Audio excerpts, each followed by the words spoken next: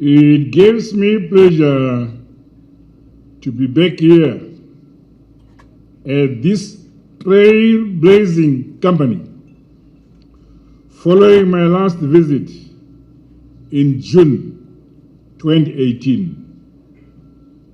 At that time, I commissioned a manufacturing facility worth about US $12 million.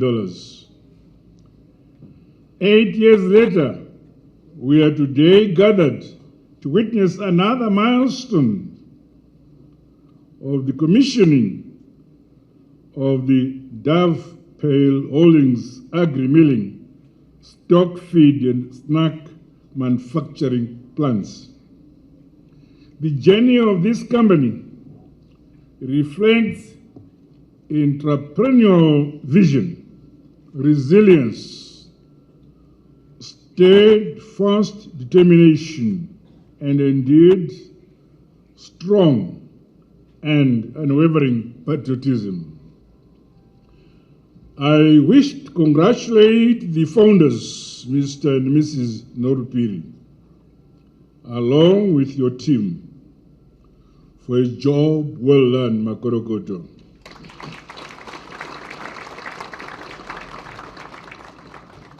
Your entity is an exemplary case in our ongoing industrialization journey. It is praiseworthy that Davipel Holdings, a wholly Zimbabwean-owned company, has transformed from humble beginnings into one of our country's leading agro-industrial enterprise.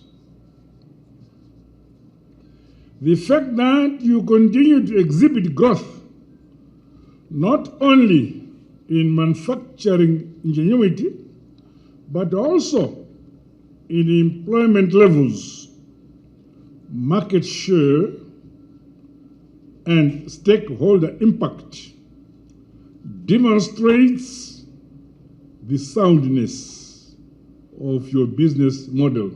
Again, Makorokoto Amhlophe.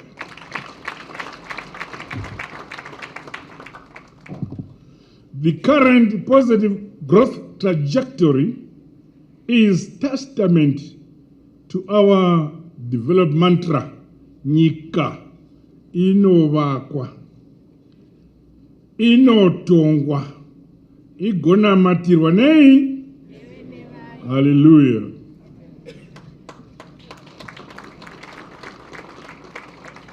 Since the initial expansion of this company in 2018, I commend Turkish companies for their strategic and successful partnerships. My administration stands ready and welcomes great investments from Turkey for technology transfer as we modernize to improve production efficiencies in manufacturing sector and scale up value addition and beneficiation in our economy.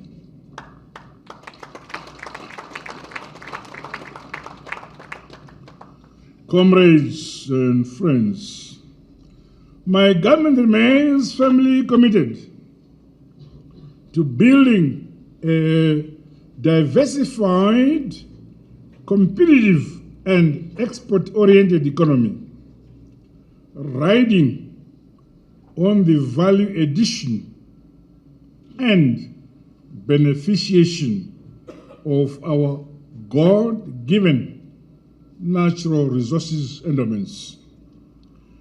Our country's hard-working people remain a critical national asset. Success stories such as the one evident here show that Zimbabwean entities possess the capacity skills and innovation necessary to accelerate the industrialization and economic development agenda in pursuit of Vision 2030. The celebrated accolades of the new crop of entrepreneurs are being etched in our country's rich economic and development history. I commend Davipel Holdings for the integrated approach to multiply manufacturing value chains under one enterprise. Through its multiple corporate divisions, the snacks, stock feed, maize milling and freight services,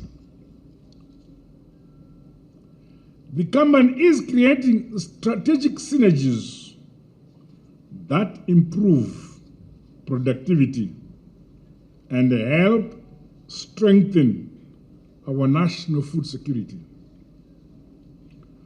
Production capacities being showcased at this industrial complex are indeed impressive.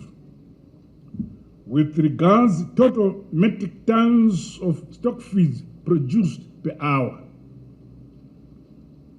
Similarly, the maize milling division also produces a wide range of products and cereals under the Sunny brand, while the snacks division manufactures the popular Jumbo corn snacks with an installed production capacity of approximately 5,000 metric tons per month.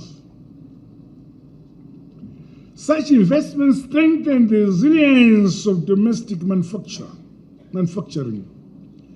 It reduces imports and increases value addition and creates sustainable employment opportunities for our people, particularly our women and our youth. Again, I say, Makorokoto, well done, well done.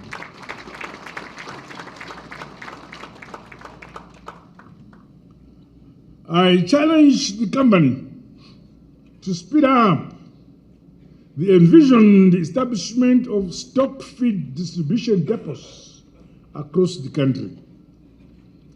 This aligns with the present devolution and decentralization thrust and eases access to agriculture inputs, among other key products, by communities and smallholder farmers.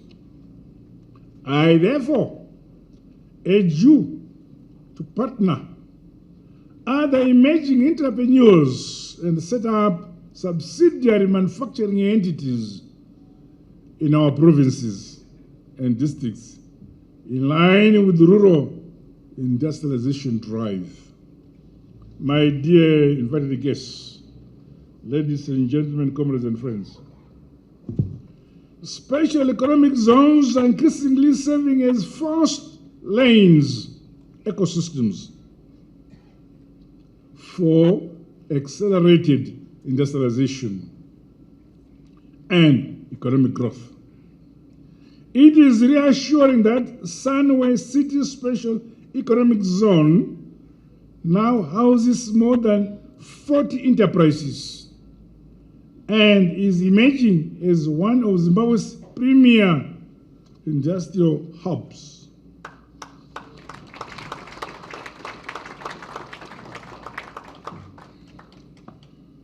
Zimbabwe is indeed open for business, and I invite more companies to take up space within our special economic zones, among other strategic development corridors.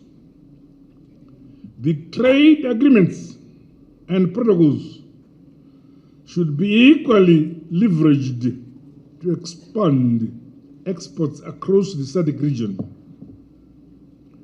African continent, and beyond. Zimbabwe must continue to position itself as a manufacturing hub while playing its part to enhance regional integration, transform markets for sustainable growth, and strengthen partnerships for shared prosperity.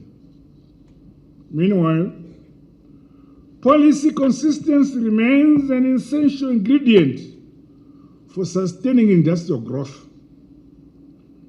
My government, through the whole of industry ecosystem approach, will continue to create a conducive business and a policy environment that rewards productivity and encourages value-added exports and multi-pronged investments.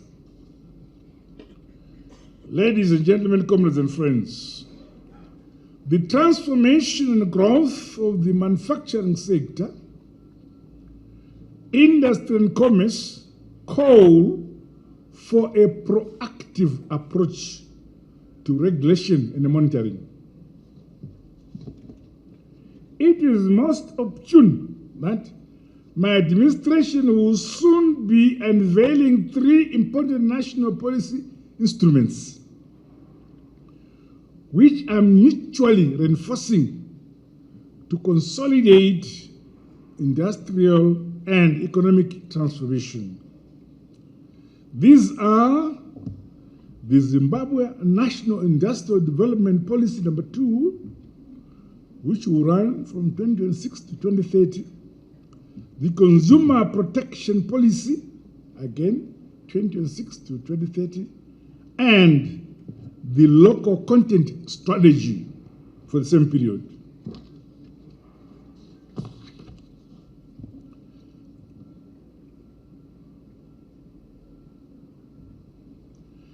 The frameworks reaffirm a government's commitment to ensuring a modern, diverse, regionally integrated, and globally competitive economy under the Second Republic. Zimbabwe's Industrial Policy 2 aligns NDS 2 and sets our targets to grow manufacturing output from the current US 7 billion to US 12 billion.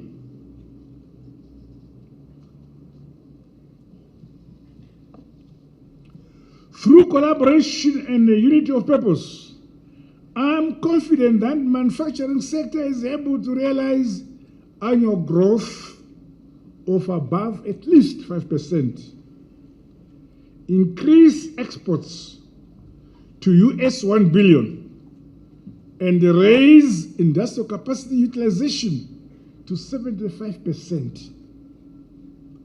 These benchmarks were set by you, the stakeholders in manufacturing. Hence, you must deliver.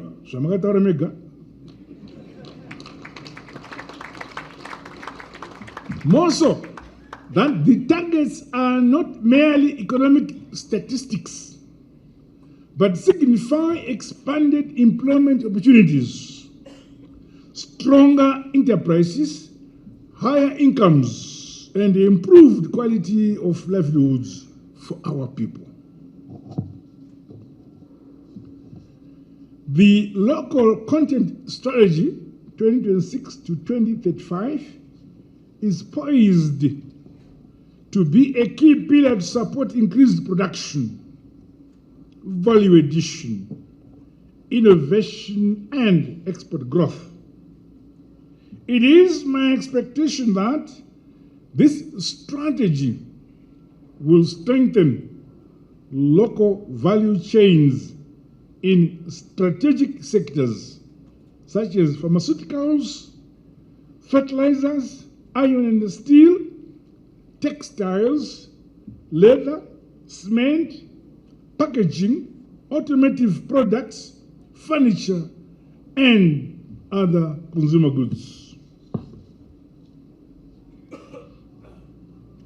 When my government enacted the Consumer Protection Act in 2019, we laid a firm legal foundation for protecting consumers.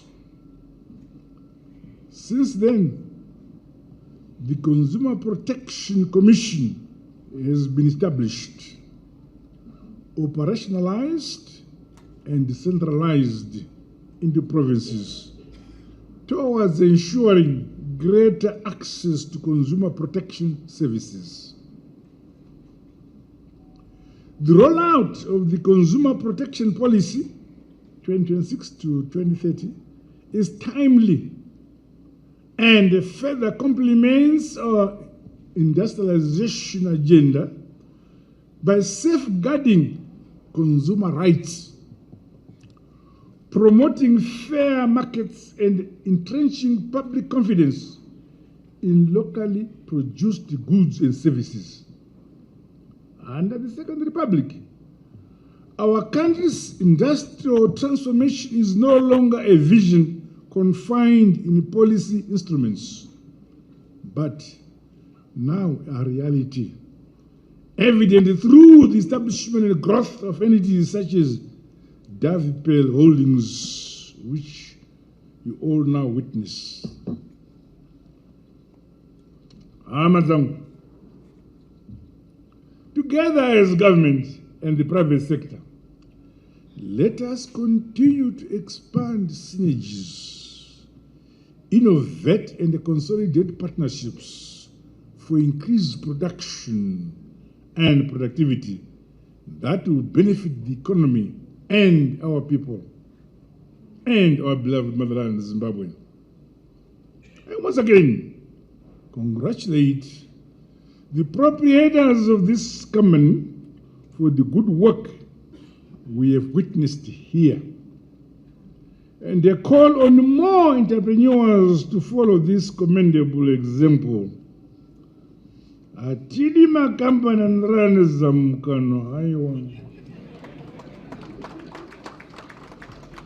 with these remarks, it is now my honor and privilege to declare the Davipel headquarters, agri-milling, stock feed, and snacks manufacturing plants officially commissioned. God bless you all. God bless Zimbabwe. Thank you.